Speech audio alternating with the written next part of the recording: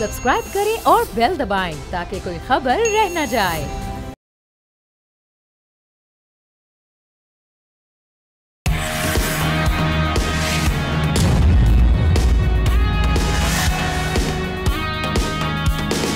अस्सलाम वालेकुम नाजरीन, आप देख रहे हैं न्यूज़ पंच। मैं हूं आमना खटाना।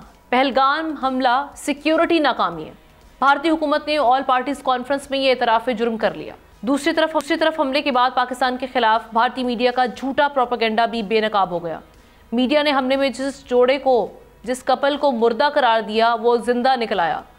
भारत ने आबी दहशतगर्दी करते हुए हम देख रहे हैं कि जेहलम और चनाब का पानी भी रोक दिया है।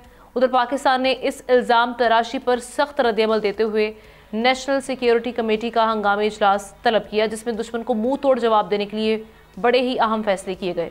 इजलास में भारत के साथ तमाम तजारती रवाबित मुनक़ता करने, वाघा बॉर्डर बंद करने और भारतीय एयरलाइंस के लिए पाकिस्तानी फ़ज़ाई हुदूद बंद करने का फैसला किया गया। पाकिस्तान एयर स्पेस की बंदिश के बायस भारतीय एयरलाइंस को मुतबादिल और महंगे रूट्स अपनाना पड़े, जिससे उन्हें माली नुकसान का सामना है। भारतीय सफारतकारों को नापसंदीदा शख्सियत करार देकर मुल्क छोड़ने का हुक्म भी दे दिया गया है। पाकिस्तान की जानिब से सिफारती बरादरी को एतमाद में लेने का अमल भी शुरू कर दिया गया है, ताकि आलमी सतह पर भारतीय झूठ और पाकिस्तान का मौक़िफ़ वाज़े तौर पर पेश किया जा सके। पाकिस्तान ने वाज़े कर दिया कि अगर भारत ने आबी जारहियत की कोशिश की तो इसे ऐलान जंग समझा जाएगा और किसी भी मुहिम जोई का मुंह तोड़ जवाब दिया जाएगा। इस सूरत हाल में हम देख रहे हैं कि आज सेनेट में एक रेजोल्यूशन भी पास की गई है और इसका मतन भी मैं आपके सामने रखती हूँ, जिसमें यह कहा गया है कि पाकिस्तान किसी भी किस्म की सरहदी या आबी जारहियत के ख़िलाफ़ अपनी सॉवरेनिटी, अपनी सालमियत का दिफा करने के लिए मुकम्मल तौर पर तैयार भी है और केपेबल भी है। सेनेट से आज आवाज़ बुलंद हो चुकी है। दूसरी जानिब इंटरनेशनल कम्युनिटी भी इसको क्लोजली मॉनिटर कर रही है। अक़वाम मुत्तहिदा ने उनके जो सेक्रेटरी जनरल हैं, उन्होंने पाकिस्तान और भारत पर जोर दिया कि वो सब्र तहम्मुल से काम लें और तनाज़े को पुरअमन हल करें। लेकिन क्या भारत के फॉल्स फ्लैग ऑपरेशन और जारहाना रवैये के बाद अब जो पुरअमन हल है वो मुमकिन है? वहाँ पर जो वॉर मॉन्गरिंग जो इस वक्त मीडिया है वो तुला हुआ है लोगों को इश्तियाल दिलाने पर, और जो मामलात वहाँ पर चल रहे हैं उसी पर बात करते हैं। मैं अपने गेस्ट का तारुफ करवा देती हूँ। सीनियर एनालिस्ट एहतशामुल हक साहब, उनके साथ हमें international affairs expert Ahmed Hassan Al Arabi ने ज्वाइन किया। Thank you so much Ahmed और एहतशाम साहब, आप दोनों का शुक्रिया अदा करूँगी। एहतशाम साहब, मैं आपसे आगाज़ कर रही हूँ। जंग के हालात पैदा करने में इस वक्त जो मोदी सरकार है उन्होंने कोई कसर नहीं छोड़ी। जिस तरीके से एग्रेसिव मेजर्स वहाँ से लिए गए, रिटेलिएशन यहाँ से भी हुई है, और उसके बाद हम ये देख रहे हैं कि वहाँ का जो वॉर मॉन्गरिंग मीडिया है, झूठे प्रोपेगेंडे, इंडियन लोग, वो जो कपल जो दिखाया जा रहा था कि जी ये एक मिलिट्री से इनका ताल्लुक है और किस तरह से उनके साथ क्या मामला पेश आया और वहाँ पर वो हलाक हो चुके हैं, लेकिन वो आकर कह रहे हैं कि हम तो अलाइव हैं, तो वहाँ से उनके झूठ खुद ही सामने आ रहे हैं। अब आप किस तरह से देख रहे हैं, क्या हासिल वसूल है, और क्या वाकई, अब मैं देख रही थी इंडियन पेजेस पे भी, इंडियन मीडिया के उन पे वो एक कंपैरिजन ड्रॉ कर रहे हैं कि पाकिस्तान के पास कितनी मिलिट्री है, पाकिस्तान का बजट क्या है, यानी वो फुली माइंड अपना बना चुके हैं जंग के लिए। जो माहौल वो पैदा कर रहे हैं अफोर्ड कर सकते हैं, और हासिल वसूल क्या होगा इन सारे मामलों से? आपके पास खबर क्या है? देखिए आमना, इसमें कोई शक नहीं है कि भारत की हुकूमत ने, मोदी सरकार ने अपनी कौम को, अपने लोगों को जंगी जुनून में मुब्तला कर दिया। और बिल्कुल आप ठीक कह रही हैं कि हिंदुस्तान का फाशिस्ट मीडिया जो है ना, ये जिस तरीके से झूठ सच करके दिखा रहा है और मोदी सरकार की पूरी सपोर्ट कर रहा है, तो वो अब लग रहा है कि हिंदुस्तान अब कुछ ना कुछ करेगा। और मेरी खबर, मेरी इत्तला ये है कि अगले 5 दिनों में आमना इन्होंने दहशतगर्दी कराने का बहुत बड़ा एक प्लान किया हुआ है। अच्छा। और ये सर्जिकल स्ट्राइक कहें, किनेटिक ऑपरेशन कहें, जिसके लिए हमारी तीनों मुसल्लह अफवाज को, जिसको कहते हैं, हाई अलर्ट कर दिया गया। और मेरी खबर यह है कि आमना हुकूमत पाकिस्तान ने, हमारी एजेंसी ने, सिक्योरिटी एहलकारों ने ये साजिश पकड़ ली है कि किस तरीके से हालिया दिनों में इजराइल के मिलिट्री एडवाइज़र श्रीनगर में आके बैठ गए हैं, मकबूजा कश्मीर में, और अपने साथ बड़ा अहम और हाईली सोफिस्टिकेटेड इक्विपमेंट लेके आए हैं, जिसमें IED, इम्प्रोवाइज्ड एक्सप्लोसिव डिवाइसेस, वो कहते हैं कि हिंदुस्तान के पास भी ऐसी नहीं है, वो जो लेके आए हैं, वो पाकिस्तान में भेजने की कोशिश की आज़ाद कश्मीर में, और वो बंदे अप्रीहेंड कर लिए हमने अल्हम्दुलिल्लाह। और ये हमारे पास फ़िज़िकल और टेक्निकल एविडेंस आ गई है कि हिंदुस्तान ने क्या कराना था इन जगहों पे, और बाकी जगहों पे कहा जा रहा है कि ट्रांसनेशनल लफ्ज़ यूज़ किया जा रहा है, ट्रांसनेशनल असैसिनेशन कराने का प्रोग्राम बनाया है, जिसमें बावलपुर भी और कुछ और जगह भी हैं।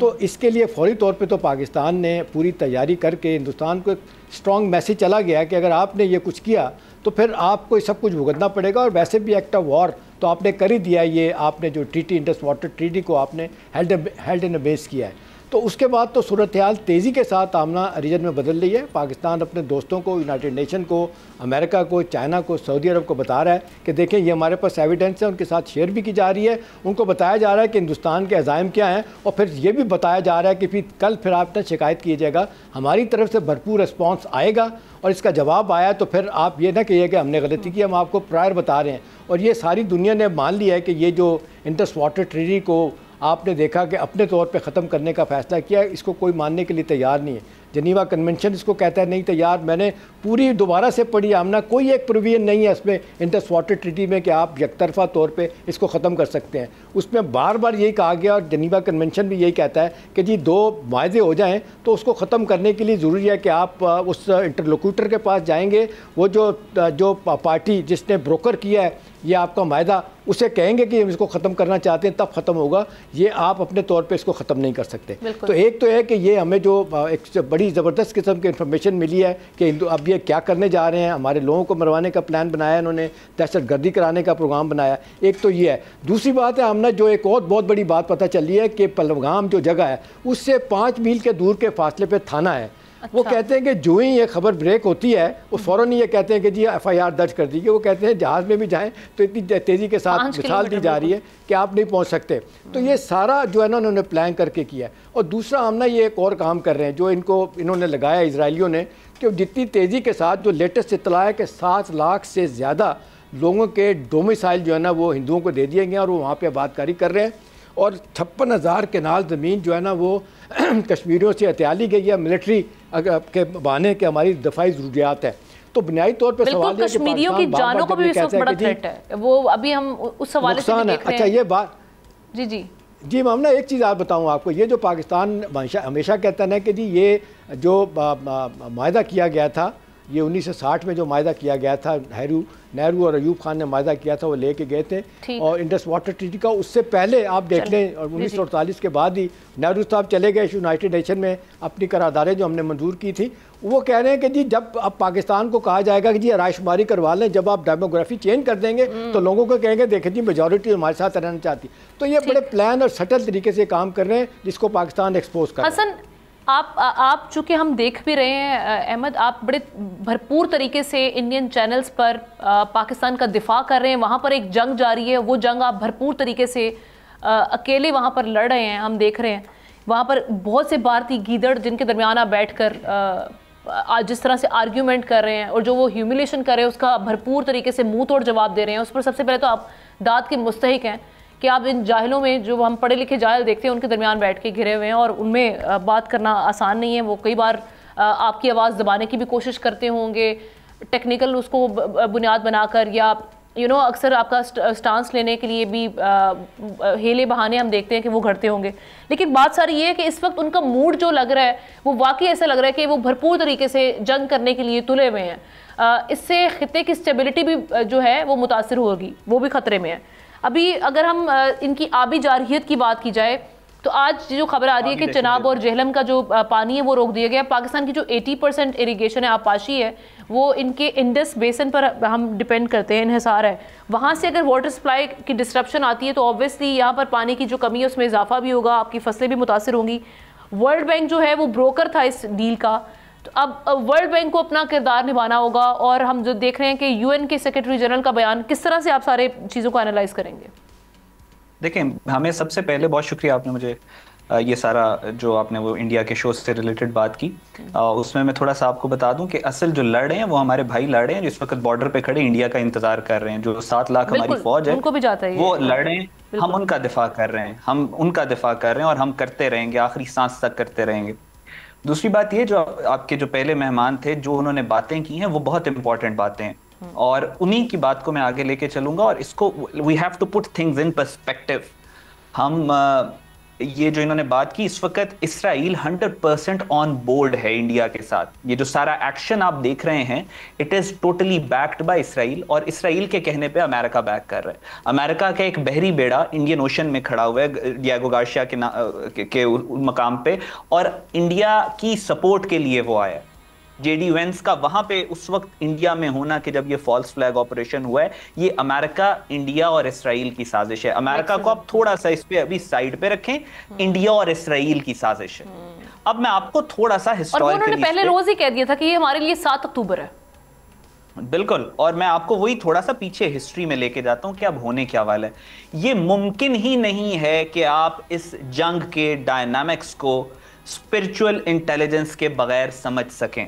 आप कुरान और अहदीस की रोशनी के बगैर you practically can not understand the geopolitics that is happening in the region at the moment. सबसे पहले ये जो इंडिया कर रहा है, आप जिस तरह आपका दुश्मन इस वक्त इंडिया नहीं है, आपका जो सेंटर ऑफ ग्रेविटी है इस वक्त वो शिफ्ट हो चुका है। Delhi is acting as a pawn, Tel Aviv है सेंटर ऑफ ग्रेविटी, और ये मुसलमानों की 1400 साल तारीख में ऐसा ही होता रहा है। ये मुशरिकों को यूज करते हैं, यहूदी और मुसलमानों को तबाह करने की कोशिश करते हैं। और अब मैं आपको आगे बता रहा हूं कि होने क्या वाला है। रसूल खुदा सल्लल्लाहु अलैहि वसल्लम की हदीस है जिसका मफहूम है कि आखिरी टाइम पे खुरासान, जो पाकिस्तान का रीजन है, यहां से एक लश्कर उठेगा जिसके झंडे गहरे सब्ज रंग के होंगे, और वो हिंद के हुक्मरानों को जंजीरों में लपेट के लाएंगे, और जब पलटेंगे तो शाम में ईसा इब्ने मरियम को पाएंगे। और फिर फरमाया कि यही लश्कर मस्जिद अल-अक्सा को आजाद करवा के उसके अंदर अपने झंडे, मफहूम है कि उसके अंदर यही जो गहरे सब्ज रंग के झंडे रायात सूद हैं, ये उस मस्जिद अक्सा को भी आजाद करवाएंगे और ये उधर जाएंगे। जब अरबों में जंगें दर जंगें होंगी तो अल्लाह एक गैर अरब फौज उठाएगा जो हिंद के हुक्मरानों को जंजीरों में लपेट के लाएंगे, जिनके शाहसवार अरबों से बेहतर होंगे, जिनके हथियार अरबों से बेहतर होंगे, और वो अरबों की मदद को आएंगे। आज you can actually see this happening in front of your eyes. India is not your enemy. India से आप पहले जंग लड़ेंगे, आप हिंद के हुक्मरानों को जंजीरों में लपेट के लाएंगे, और फिर आप द सेंटर ऑफ ग्रेविटी, इस वक्त जो दुनिया के फसाद की जड़ है इसराइल, आप उसको टारगेट करेंगे। ये आप नहीं करना है। ये बशारतें पाकिस्तान को, पाकिस्तान की अफवाज को अल्लाह के रसूल सल्लल्लाहु अलैहि वसल्लम ने 1400 साल पहले दे दी थी। सहाबा इकराम ने इस ख्वाहिश का इजहार किया था कि हम इस जंग में शामिल होंगे, लेकिन अल्लाह ने हमारे नसीब में, अल्लाह ने हमें ये अजर दिया कि आज हम वो जंग लड़ रहे हैं। तो ये मुसलमानों की 1400 साल तारीख का टर्निंग पॉइंट है। This is not a small war. हम पिछले 3 साल से कह रहे हैं कि इंडिया जितने असलहा ले चुका है, वेपन प्रोक्योरमेंट तकरीबन $100 बिलियन की वेपन प्रोक्योरमेंट है, एंड ये सारे का सारा असला कन्वेंशनल असला है। तो उसने पाकिस्तान के ऊपर हमला करना है। It was a writing on the wall. अब आगे क्या होगा, ये इंडस वाटर ट्रीटी कैंसिल करना है, ये सारे बहाने हैं, ये मैटर नहीं कर रहे इस वक्त। अभी जो है आगे मैटर ये कर रहा है कि आगे इंडिया क्या करने वाला है और उस पे हम क्या रिस्पॉन्ड करेंगे। तो दुनिया क्या, जैसे गजा में तमाशा देखती रही है, वो इस बार भी देखती रहेगी। ये यूनिलैटरल मुआहदा नहीं था, ये बायलैटरल था, और इसका ब्रोकर वर्ल्ड बैंक है। क्या यूएन, वर्ल्ड बैंक, ये सब खामोश रहेंगे इस मामले पर? मैं आपसे अर्ज करूं जो वर्ल्ड बैंक का हेड है इस वक्त, वो इंडियन सिख है। आप क्या एक्सपेक्ट करेंगे वर्ल्ड बैंक से करने के लिए? आपका इससे ज्यादा पावरफुल मुआहिदा कश्मीर पे था, उन्होंने 370 खत्म कर दिया। जब यूएनओ ने चैंचा करने की कोशिश की, उन्होंने उनके पूरे वफ्द को उठा के दे throw it out. Don't you remember कि 370 के सब बाद उन्होंने क्या किया था? International order has practically collapsed in the world. There is no UN, there is no European Union, there is no liberal world order, there is no bloody democracy in the world at the moment. Might is right, it is the realistic world in which we are living. जिसकी लाठी है उसकी भैंस है। अगर 1% भी international law होता दुनिया में मौजूद, तो आज गाजा में बच्चे ज़िबा ना हो रहे होते। Couldn't agree more, बिल्कुल सही आपकी बात है, बिल्कुल ठीक है जी। तो यहाँ पे माइट इज राइट, पाकिस्तान की तलवार फैसला करेगी कि अब क्या होगा, कौन सी ट्रीटी हमने रखनी है, कौन सी नहीं रखनी। ये पाक फौज की तलवार अब फैसला करेगी। अब इनके हाथ से, बाकी सब के हाथ से अब ये गेम निकल चुकी है, और ये वक्त करीब है। शुरू ये करेंगे जंग, खत्म हम करेंगे। जी एहतजाम साहब कुछ कह रहे हैं? अहमद साहब, एक चीज़ मैं ऐड करूंगा, मैं चाहूँगा अहमद साहब इस पे कमेंट करें। देखिए, अब ये मीडिया वॉर है, हम ना 5th जनरेशन वॉर है। ये जो आप झूठी खबरें फैला देते हैं, इससे बहुत कुछ होता है। लेकिन इस सारे हिंदुस्तान के मामले में जो बुरे तरीके से हिंदुस्तान एक्सपोज हुआ ना, ये जितने भी आपने देखा माजी में वाक़यात उन्होंने ख़ुद करा के पाकिस्तान को इल्ज़ाम दिया। ये 2000 में जब बिल क्लिंटन आए थे हिंदुस्तान, उसके बाद पाकिस्तान भी आए थे, उस तक तो ना आपको याद है, बार बार आती है बात कि 36 से ज़्यादा सिखों को छत्तीसगढ़ में मारा गया था और उन्होंने कहा था जी 5 जिहादियों ने मारा। बाद में पता चला कि जी इन्होंने खुद मारा है। आप देखते हैं मैडेलिन ऑलब्राइट, वो जो सेक्रेटरी ऑफ स्टेट रही हैं, उन्होंने अपनी किताब mighty in the all mighty में लिखा बड़ा वाज़े तौर पे कि क्लिंटन को बता दिया गया था कि ये हिंदुओं ने खुद काम करवाया। उसके बाद आपने देखा फिर वो किताब जो है ना वो हिंदुस्तान में जब गई तो वो कंफिस्केट कर ली गई। वो जिसको पैरा जो थे ये थे उसको कटवा के दोबारा दोबारा से इसको छुपाया गया। अब यह है कि एक और हिंदुस्तान के मिश्रा साहब हैं, उनका नाम है वो लंदन बेस्ड एक साफ़ी हैं मिश्रा साहब, उन्होंने भी ये अपनी किताब लिखी थी जिसमें वेस्ट का जिक्र करते उन्होंने कहा था कि मैं खुद गया हूँ हिंदुस्तान, इन्वेस्टिगेशन किया है और ये वाक़या हिंदुस्तान ने खुद अपने तौर पर कहा, फॉल्स फ्लैग ऑपरेशन का उन्होंने जिक्र किया। तो देखें हिंदुस्तान बुरे तरीके से एक्सपोज हो रहा है। अब देखना ये कि हमारा मीडिया अल्हम्दुलिल्लाह बहुत सारी बातों के आमना हमारा मीडिया कम से कम यह है कि दयानतदारी की बात करता है। जहाँ कोई गलत बात होती है अपने मीडिया को भी क्रिटिसाइज कर रहा होता है। वहाँ तो आप देख लें वो कॉर्पोरेट मीडिया सारा का सारा हिंदुस्तान ने जो है ना वो पैसे वाले लोगों के हाथ में चला गया और वो मोदी की बात सुन रहे हैं। जी बिल्कुल जी हाँ। मैं हसन साहब आपका क्विकली इस पे कमेंट चाहूँगी, फिर हम ब्रेक के जाने पड़ेंगे। जी जी जी बिल्कुल ऐसे ही है, मीडिया बहुत ज़्यादा मैटर करता है। लेकिन और पाकिस्तान का मीडिया जिस तरीके से यानी this is the best that we could do at the moment. Social media पे हमने इंडिया की धज्जियाँ उड़ा दी हैं, हमने उनके झूठ को बेनकाब कर दिया है, हमने उनके सारे राज फाश कर दिए हैं। उनके पास कोई सबूत नहीं है, कोई एविडेंस नहीं है, कोई बयानियाँ नहीं है, कोई नैरेटिव नहीं है। अभी तक लाशें भी नहीं दिखी ना हसन, ये भी एक बड़ी अजीब सी बात है। आप you can see the temperament, वो लाशें आपको दिखाएंगे भी नहीं क्योंकि वो एक बहाना उनको था, वो खत्म हो गया। अब चीजें उस पहलगाम से बहुत आगे बढ़ गई हैं। जैसे इन्होंने अभी बताया कि 5 दिन में एक्सपेक्टेड है कि पाकिस्तान के ऊपर they are planning an attack. उनका एक बहरी बेड़ा कराची को ब्लॉक करने के लिए निकल चुका है, हमारी नेवी उसकी तैयारी कर रही है। हम इस वक्त जो हमारी एयरफोर्स है वो रेड अलर्ट पे है। कल लीपा वैली के अंदर जिस तरीके से उन्होंने किया है, the science are all there. Now we have to talk about the future. हमने क्या करना है? इंडिया तो आ रहा है, हमने प्रीएम्प्ट करके स्ट्राइक करनी है, हमने इसको डिफेंड करना है, हमने उनके अटैक का वेट करना है, उसके बाद हमने डिफेंड कर। This should be the discourse at the moment. बिल्कुल ठीक है, बड़ा अहम वेरी पर्टिनेंट आपने ये पॉइंट रेज किए। Thank you so much. Ahmed Hassan Al Arabi हमारे साथ मौजूद थे, तजिया पेश कर रहे थे इस मामले पर। एहतशाम सब साथ ही रहेंगे। एक ब्रेक लेते हैं, ब्रेक के बाद एक और अहम स्टोरी जो कि हम कैनाल कंट्रोवर्शियल कैनाल इशू, उस पर क्या अपडेट्स आई हैं और अभी जो ये मामला चल रहे हैं भारत के, उसके क्या असरात पड़े हैं इस इशू पर, उस पर बात करेंगे। Stay with us.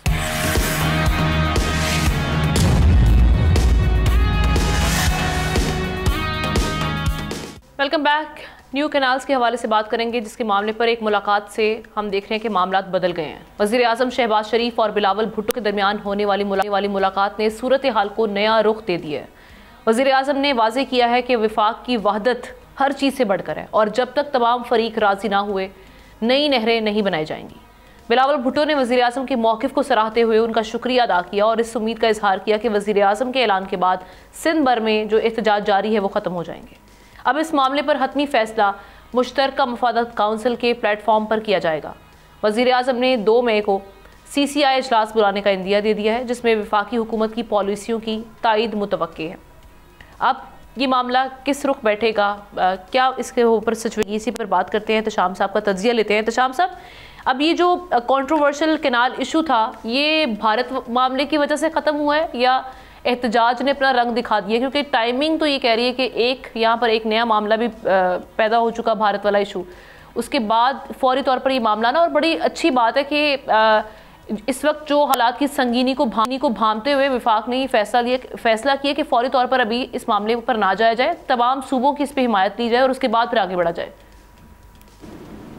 आमना, बहुत ही अच्छा सवाल है आपका। ये वाकई ऐसा हुआ है। मेरी अभी कुछ लोगों से बात हुई है, हाई ऑफिशियल से, उन्होंने कहा कि जी जहाँ तक हमने बताना था हमने सिंध को बता दिया कि ये हम कोई ऐसी कनाल नहीं बना रहे, हम ये चनाब से पानी लेंगे जो सुतलस की तरफ जाएगा और जो नहरें निकाली जाएंगी, हेड सुलेमान की पे एक निकाली जाएगी नहर, उस नहर निकालनी है। लेकिन अगर आपको इतराज़ात हैं और फिर वो कहते हैं इसकी टाइमिंग जिसका आप जिक्र कर रही हैं कि टाइमिंग इसकी ऐसी है कि हम चाहते हैं कि नेशनल वहदत जो है ना ये ख़तरे में ना पड़े, पूरा मुल्क यक ज़ुबानों की बात करे। हिंदुस्तान ने जो इस वक्त सिचुएशन बंद कर एक पैदा कर दी है और जिस तरीके से इंटस वाटर ट्रीटी को हेल्ड एंड बेस किया है, उसके बाद ये तय किया गया कि इसको थोड़ी देर के लिए रोक दिया जाए और सलाह मशवरे के साथ दोनों साइड से यानी सिंध हुकूमत और फेडरल वफाक बैठ के ये फ़ैसला करेंगे, अपने टेक्निकल एक्सपर्ट को बिठाएंगे और उसकी रोशनी में फ़ैसला किया जाएगा। फॉर द टाइम भी वो कहते हैं इसको इसलिए रोक दिया गया है कि एक तो जो इस वक्त रीजन में सिचुएशन बन रही है, हिंदुस्तान के जो इरादे इस वक्त सामने आ रहे हैं कि वो क्या करने जा रहा है,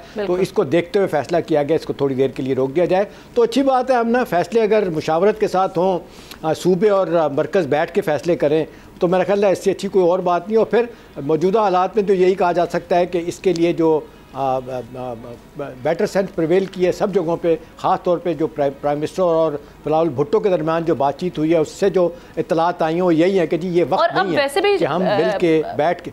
एहतशाम साहब, अब जो सिचुएशन इस वक्त बनी हुई है पानी को लेकर हम जो मामला देख रहे हैं इसमें बड़ा ज़रूरी हो चुका है कि पाकिस्तान अपने जो वाटर रिजर्व्स हैं उनको भी, उनके मामलात को भी देखे, उन पे स्पीड अप करे मामलात को, चूँकि जो डैम्स बनाना है वो भी बड़ी ज़रूरी हो चुके हैं।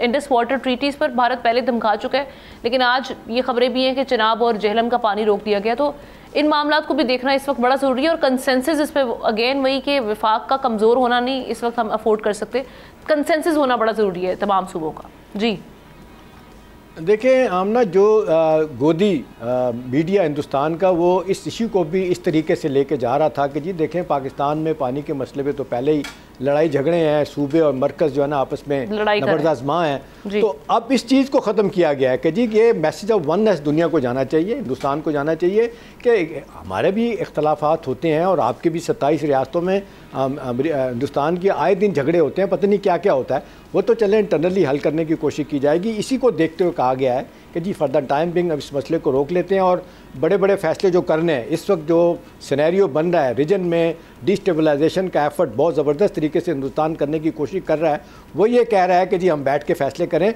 तो अच्छी बात है। CCI की मीटिंग में बहुत सारी चीज़ें तय हो जाएंगी और फिर यह है कि ये भी जो कहा जा रहा है कि 18वीं तरमीम के बाद सूबों के पास बड़े इख्तियारात हैं अपनी बात करने के, अपने रिसोर्स को इस्तेमाल करने पर, उस पर भी सैर असल बात हो जाएगी और फिर नए सिरे से कंसेंसस बना के ऐसा किया जाएगा कि किसी को पानी के मसले पर एतराज़ ना हो। और फिर बार बार यही बात आ रही है कि उनको कन्विंस किया जाएगा कि जी टेलीमेट्रिक सिस्टम लगा देते हैं जो बताएगा कि जी सूबों को पानी वाटर रिकॉर्ड 1990 के मुताबिक और उसके बाद जो ट्रीटी बाद में बनी थी उसके मुताबिक किसको पानी कितना मिल रहा है ये भी पता चल जाएगा। अब तक तो सिंध इसको अवॉइड कर रहा था, लेकिन इतलात है कि वो शायद इस पर कन्विंस हो जाएंगे, फिर ये कम से कम ये झगड़ा भी ख़त्म हो जाएगा जी हमारा कोई पानी चुरा रहा है, हमारे हिस्से का पानी किसी और सूबों को दिया जा रहा है। तो मेरा ख्याल अच्छी बात है, 2 तारीख को कहा जा रहा है मीटिंग होनी है, 2 या 3 को कहा जा रहा है, शायद 3 को हो जाए CCI की मीटिंग और उस पर बैठ के बड़े बड़े फैसले होंगे और ये मसला भी लग रहा है कि कंसेंसस के साथ इत्तेफाक राय के साथ हल हो जाएगा। ठीक है, thank you so much Ehtesham साहब, आप हमारे साथ मौजूद थे। नेक्स्ट स्टोरी हमारी जो है अफगान रिपेट्रिएशन के हवाले से है। नाज़रीन, पाकिस्तान में गैर कानूनी अफगान बाशिंदों और अफगान सिटीजन कार्ड होल्डर्स की वापसी का अमल तेज़ी से जारी है। मीडिया रिपोर्ट्स के मुताबिक अब तक 7,57,000 से ज़्यादा अफगान शहरी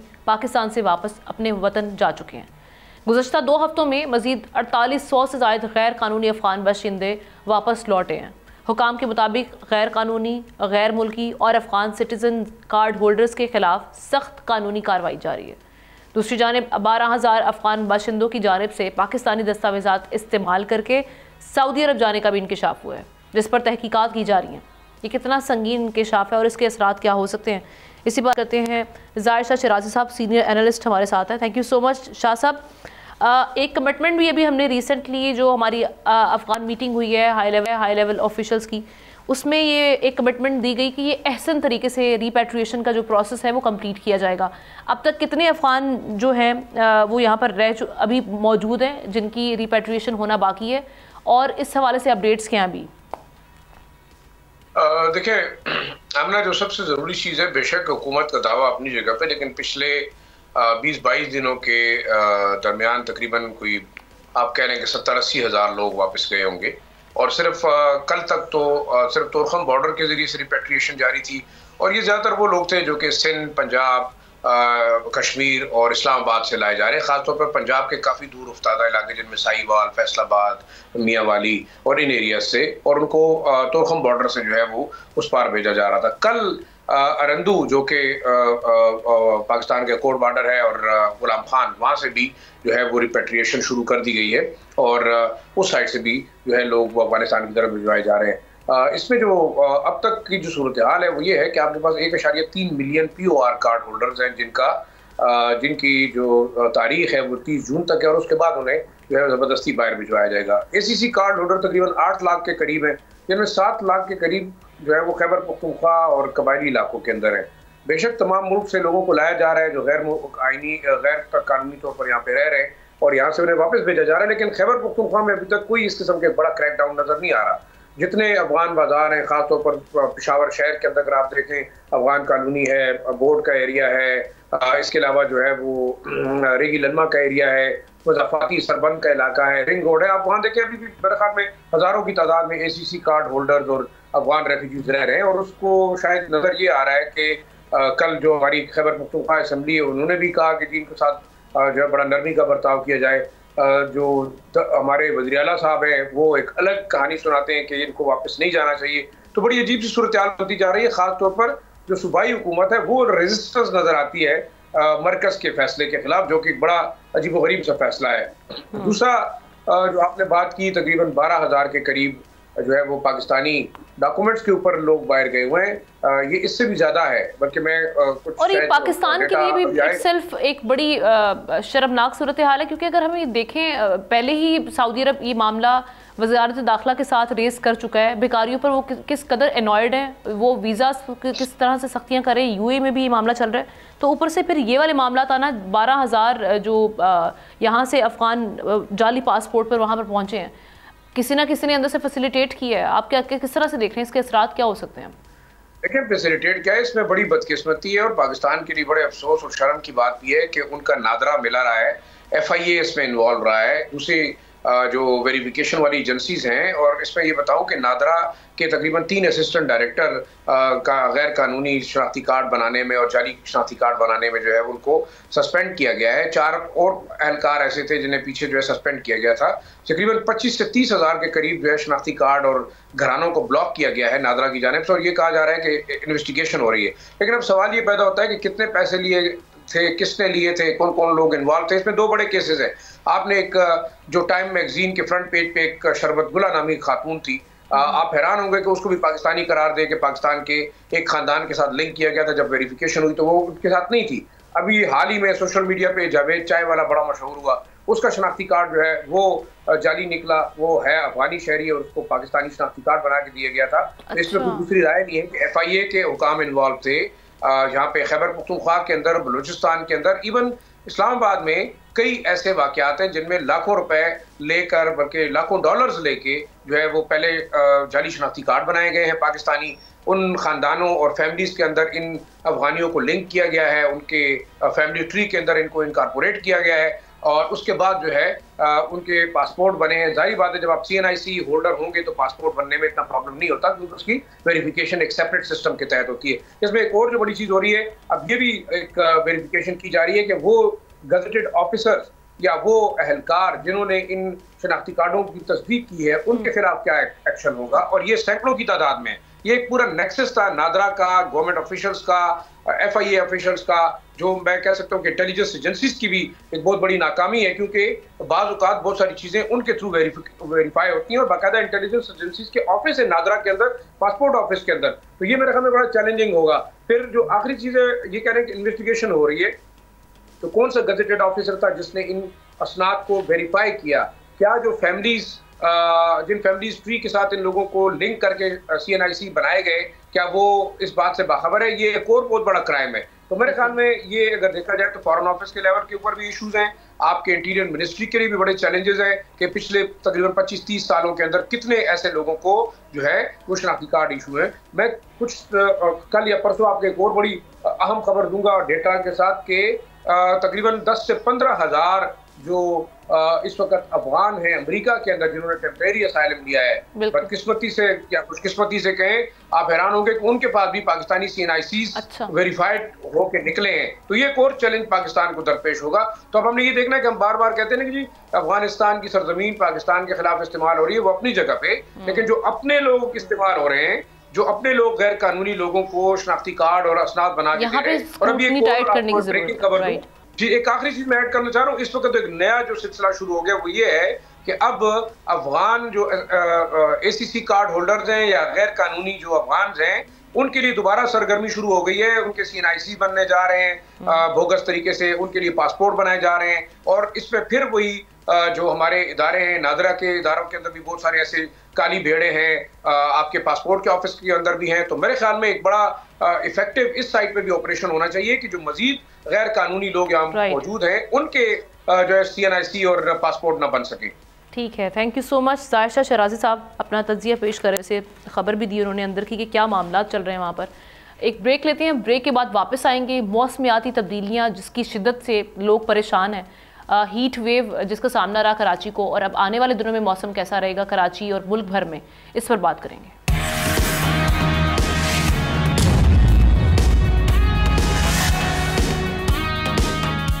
वेलकम बैक। क्लाइमेट चेंज के हवाले से बात कर रहे थे। पाकिस्तान दुनिया के उन 10 ममालिक में शामिल है नाजरीन जो मौसमियाती तब्दीलियों से सबसे ज़्यादा मुतासिर हो रहे हैं। हालांकि इसका ग्रीन हाउस गैसेस के आलमी अखराज में हिस्सा 1% से भी कम है। एशियन डेवलपमेंट बैंक के मुताबिक पाकिस्तान को मौसमियाती आफात के बायस सालाना $2 अरब से ज़ायद का नुकसान उठाना पड़ता है।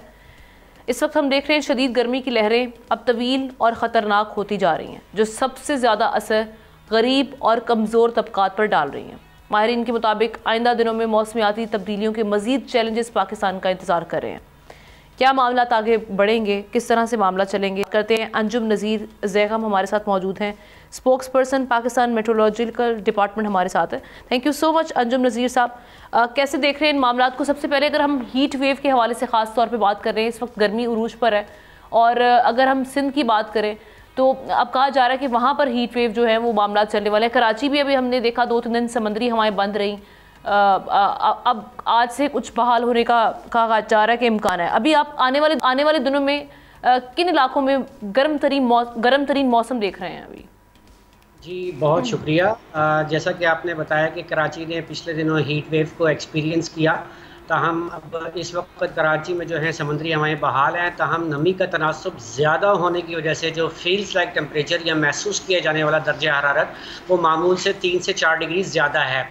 इस किस्म की सूरत हाल में जब आप कोस्टल सिटी में होते हैं और हवा में नमी का तनासुब ज़्यादा होता है, तो जो तो ओपन एरियाज़ हैं वहाँ तो इतना प्रॉब्लम नहीं होता, लेकिन जो गुंजान आबाद इलाके हैं जहाँ पे हाई राइज बिल्डिंग होती है और हवा का गुजर नहीं होता है, वहाँ पर सफोकेशन डेवलप हो जाती है और फील्स लाइक जैसा मैंने बताया आपको कि 3 से 4 डिग्री ज़्यादा होता है, तो वो फिर ह्यूमन बॉडी उसको एब्जॉर्ब नहीं कर पाती और सफोकेशन डेवलप हो जाती है, जिससे सांस लेने में मसला होता है, या फिर जिनके कोई हार्ट का इशू होता है तो उनको मज़ीद प्रॉब्लम्स डेवलप हो जाती हैं। अगर हम हीट वेव की बात करते हैं तो इस वक्त सिंध में तकरीबन हीट वेव जारी है और 30 अप्रैल तक तकरीबन मुल्क के अक्सर इलाकों में हीट वेव का सिलसिला रहेगा, जिसमें सिंध भी है, पंजाब के जनूबी और वस्ती इलाके, मैदानी इलाके, KPK के मैदानी इलाके और उसके साथ बलूचिस्तान के अक्सर इलाकों में हीट वेव लाइक सिचुएशन होगी और दर्जा हरारत जो है वो औसत से तकरीबन 4 से 6 डिग्री ज़्यादा रह सकता है। और इस बात की तवक्को है कि आने वाले हफ्ता इतवार और पीर के रोज़ सिंध में इसका अरूज होगा और अक्सर इलाकों में दर्जा हरारत जो है वो 48 से 49 डिग्री आपने जैसे बात भी की कराची में समुद्री हवाएं बहाल होगी, तो कराची में जो आइंदा हफ्ता है ये इसमें कुछ मौसम की जो सख्ती हैं वो थोड़ी कम रहेंगी। देखें जी, दर्जा हरारत तो तकरीबन मामूल के आसपास रहेगा, जैसा कि अप्रैल का जो कराची का औसत है वो 35 डिग्री सेंटीग्रेड है और तवक्को इसी बात की है कि आने वाले हफ्ते के दौरान भी दर्जा हरारत तकरीबन 35 से 38 तक ही रहेगा। तो heat wave like situation Karachi में तो नहीं होगी, ताहम नमी का तनासुब ज़ाहिर है, समुद्री हवाएं चल रही हैं अपने साथ नमी लेकर आती हैं, तो सुबह के औकात में जो नमी है वो तकरीबन 70 से 80% के दरमियान में होती है और शाम के औकात में 45 से 55 के दरमियान में होती है। तो इसकी वजह से जो है वो महसूस किया जाने वाला दर्जा हरारत है वो मामूल से ज़्यादा होता है। ठीक, अच्छा, इस पर हम देख रहे हैं कि गर्मियों का जो दौरानी है वो अप्रैल से ही शुरू हो चुका है, पहले ही गर्मियाँ आ चुकी हैं। बारिशों के हवाले से, क्योंकि पिछला साल अच्छा नहीं समझा जाता था कि बारिशें नहीं हुई थी, 2023 में भी हमने देखा कि, और अब भी एक आ जा रहा है कि खुश्क साली यानी ड्राउट के बहुत सारे इम्कानात हैं। आप क्या देख रहे हैं आगे आने वाले दिनों में? इस साल बारिशों के क्या सिचुएशन रहेगी, ख़ास तौर पे अगर हम बात करें, क्योंकि इस्लामाबाद में भी हमने देखा है कि हेल स्टॉर्म भी आया, तो अभी क्या सिचुएशन रहेगी ओवरऑल मुल्क में? देखें जी, ऑफ कोर्स ही बात है कि पाकिस्तान के क्लाइमेट चेंज की वजह से पाकिस्तान के जो वेदर पैटर्न्स हैं वो तकरीबन अब चेंज होते जा रहे हैं ऑलमोस्ट काफ़ी हद तक जो है, यानी कि सर्दियां छोटी होती जा रही हैं, गर्मियों का सीज़न अब प्रोलॉन्ग हो रहा है।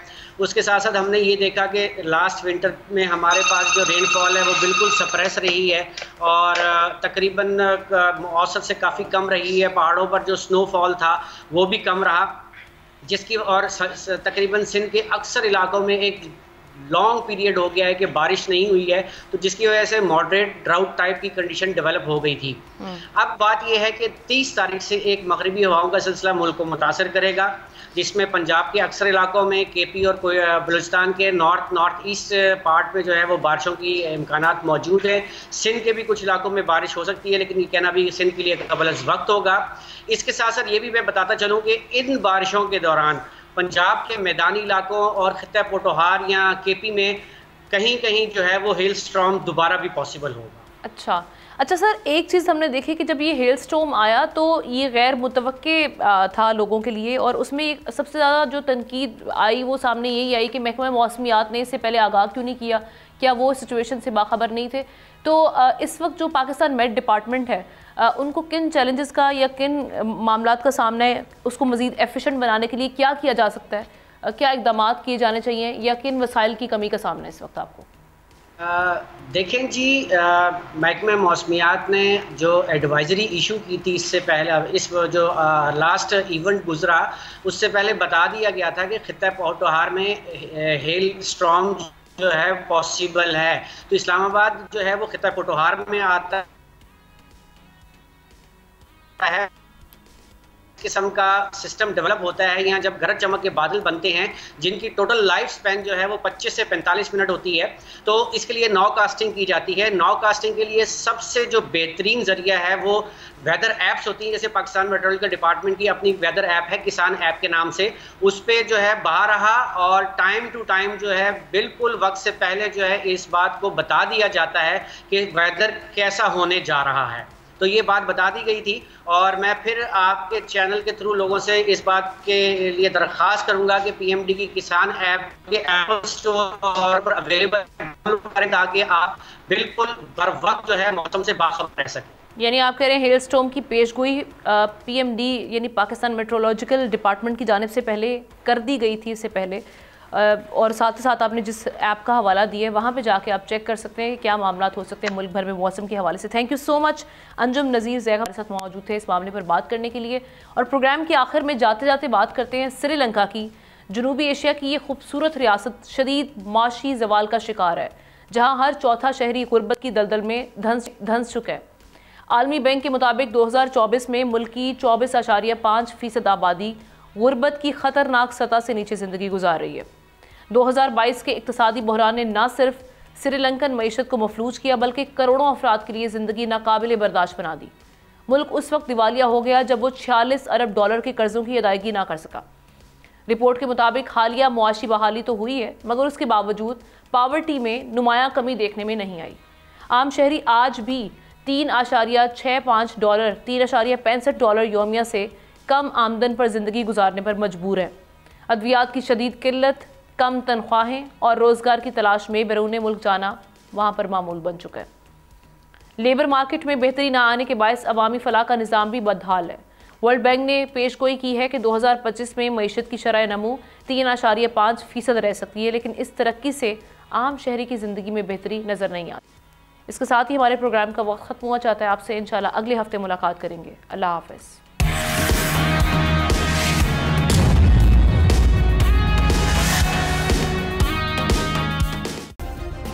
सब्सक्राइब करें और बेल दबाएं ताकि कोई खबर रह न जाए।